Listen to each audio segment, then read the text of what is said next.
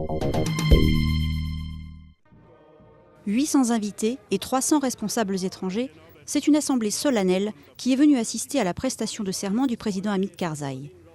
Une intronisation censée mettre un point final au feuilleton de sa réélection calamiteuse, marquée par la fraude et le retrait in extremis de son rival, Abdullah Abdullah.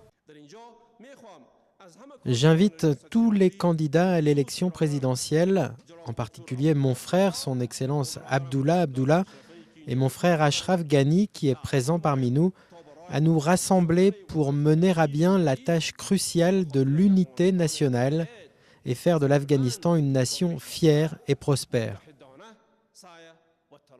Mais au-delà du rassemblement, l'urgence du second mandat d'Hamid Karzai, c'est la fin du cycle infernal des attentats quotidiens.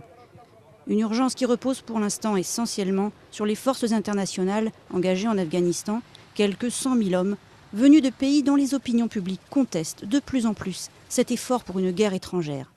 Du coup, le président afghan a promis que son pays allait prendre sa sécurité en main. Afin d'assurer rapidement la sécurité du pays, nous convoquerons une réunion de l'Assemblée traditionnelle de la Loya Jirga et nous ferons tous les efforts possibles en faveur de la paix. La paix, bien sûr, mais dans la rue, les Afghans ont aussi un autre mot à la bouche, la corruption. Pour eux, le véritable fléau du premier gouvernement Karzai. Si Dieu le veut, ce sera un bon mandat si la corruption est éliminée, parce qu'il y a de la corruption à tous les niveaux du gouvernement. Même pour les petites choses, il faut payer des pots de vin.